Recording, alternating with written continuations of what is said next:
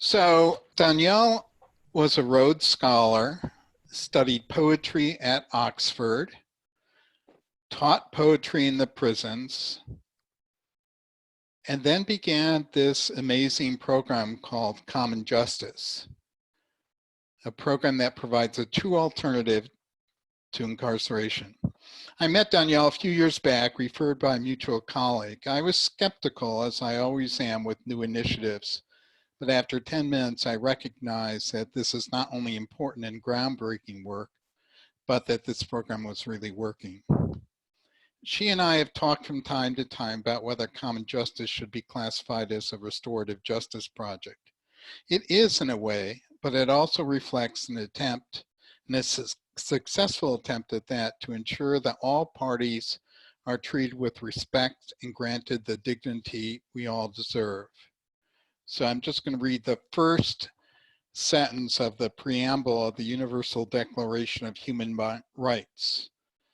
Whereas recognition of the inherent dignity and of the equal and inalienable rights of all members of the human family is the foundation of freedom, justice, and peace in the world. So with that, you're on. Thank you. And thank you all very much for inviting me to join your call with one another. So thanks, y'all. What I'll do is talk about sort of how Common Justice originated and why, a little about what we do, some of our guiding principles for the work, and then we'll just open it up for conversation and discussion so that we're focused on whatever is of most interest and use to the group. There's sort of two ways to think about the origin of common justice. One is through the lens of ending mass incarceration. It is clear to me in a variety of ways that we will not end mass incarceration unless we take on the question of violence. There's been extraordinary work in our movement and extraordinary programs to develop both alternatives to incarceration for nonviolent crime and the political will to divert those kinds of crimes into those programs.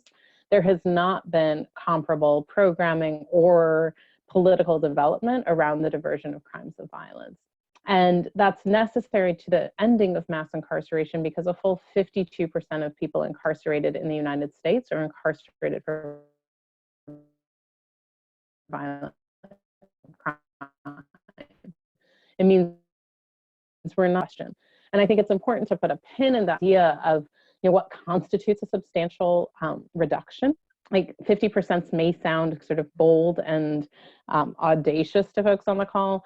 By my best estimate, the day I was born, there were 443,850 people locked up in the United States. Despite the opinions of the adolescents I work with, I'm not actually all that old. And what that means is that even talking about a 50% reduction in the now 2.3 million people locked up in America concedes a threefold increase in most of our lifetimes. And so when we talk about transformative reductions, it doesn't actually require like some wild new imagining and visioning of a world we've never lived in. It requires a capacity to remember 1975, which may be even a farther reach than becoming visionary. But I say that to say the possibility of the end of mass incarceration in our lifetime is completely tied to the possibility of our developing other solutions for violence. But the other side of the question, when you think about, if the answer is you can't end mass incarceration without ending violence, the other part of it is what I know is that we cannot end violence without ending mass incarceration. I think very often, like our opponents will talk about incarceration as an effective tool to reduce violence and harm. Reformers will talk about incarceration as an ineffective tool, but I actually believe it is worse than that. Incarceration is productive of violence. So those of us in the business of ending violence, which many of you on this call are, know that the main drivers of violence are systemic and structural, right? They're poverty, they're inequity, they're those sorts of things. But on the individual level, when we look at why two similarly situated people from a socioeconomic standpoint, why one might cause harm and the other won't, those core drivers of violence are shame, isolation, exposure to violence, and an inability to meet one's economic needs. And the core features of prison are shame, isolation, exposure to violence, and an inability to meet one's economic needs. And so it means that we have baked into our core responses to violence precisely the things that those of us in this business know generate exactly that kind of harm. That's not what a people who want to be safe do. And so it's not only that we need to end violence to end mass incarceration, it's that we have to end mass incarceration to end violence.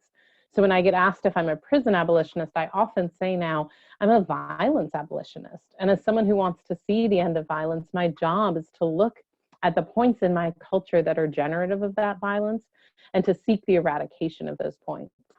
Anyone who honestly assesses the role of prison in our society will identify prison as one such lever and therefore be invested, if not in its full eradication, at least in its very dramatic reduction.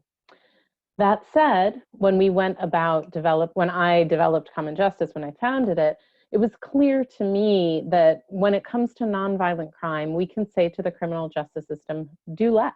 Leave people alone. Let public health systems deal with it. People are not hurting others. Maybe they're hurting themselves. Let them hurt themselves. Like, leave that stuff to other systems to care for.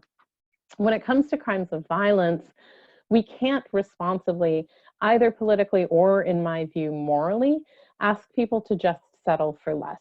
Like, we have to give them something else instead. So we have to say, what are the things we are trying to provide to survivors and to communities through the criminal justice system? Which of those are we providing? Which of those are we failing to provide? And what might actually stand a chance of meeting those fundamental needs? Those basic needs at the end of the day, while they include things like healing and transformation, the basic needs distill down to safety. That people need solutions that actually secure theirs and others' safety. And so it's our job not only to reduce incarceration, but in my view, our job is to displace it, to develop solutions that achieve the aims that it sets out but fails to achieve, and that communities have always deserved to have met. And so Common Justice is a restorative justice-based alternative to incarceration and violence intervention program that works with 16 to 26-year-olds who have committed serious violent felonies, like robberies, assaults, and attempted murders. We, with the consent of the prosecutor and the victim of those crimes, we divert those cases into a 15-month process in which the responsible parties first go through a daily preparation with us. They meet one-on-one with our staff and are engaged in a curriculum that is designed to help invert some of the core drivers of violence.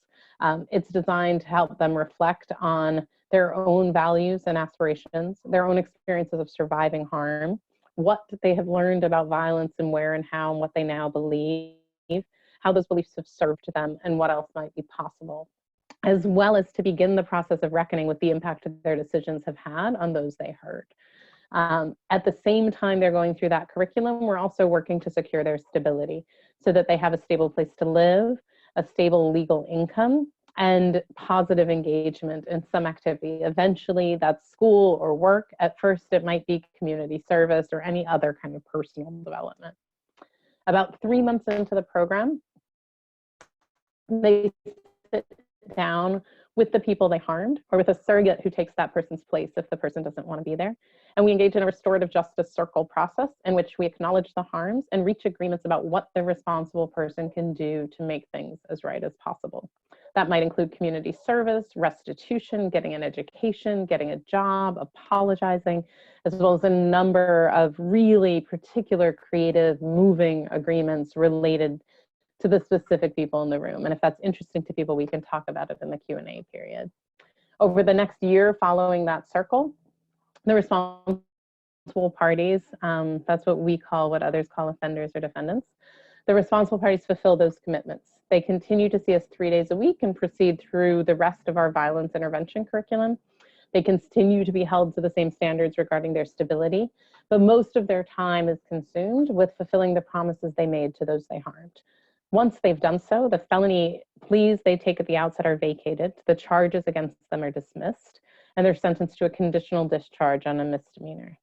In the meantime, we work with the people they harmed for that same 15 months and longer if they want to help them come through what happened to them and in their lives generally.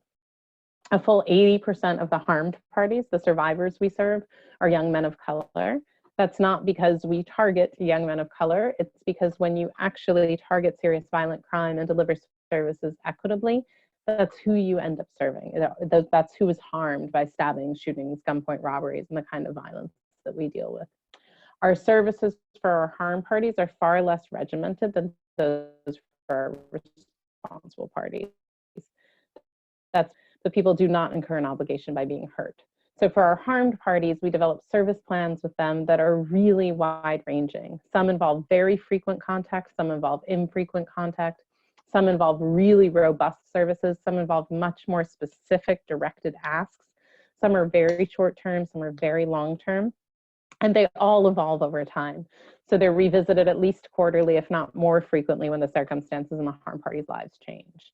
Part of our job in that work is to deliver services in a way that is rooted and responsive to the culture of the people we are serving, that combats the normalization of violence and the way in which our culture has taught young men of color in particular that their pain is of like non-existent, and if it is existent, not important. And to honor the fact of the wrongfulness of the harm they endured, the possibility of their healing, their deservingness of that care, and to be with them in whatever that transformation looks like for them. We've seen really positive results in the decade we've been operating the program. Fewer than 7% of our responsible parties have been terminated for new crimes on our watch. Most of those were honestly in our first year and change. We are very good at what we do. We are better at what we do than prison, which is an extraordinarily important comparison in context. And then in the meantime, the people who have been harmed get an experience of having their pain honored, of having their questions answered, of having a space that allows the development of a coherent narrative, which we all know underlies healing through trauma. And so not only do we do it at less human cost, at less financial cost, but it has the added benefit of actually delivering the safety that prison promises and cannot deliver, of actually delivering the healing to survivors that the court system claims to provide and almost never provides. And it does that while at the same time actually moving us to the point that we could be a culture not defined by the fundamental inequity that mass incarceration has always and will always represent.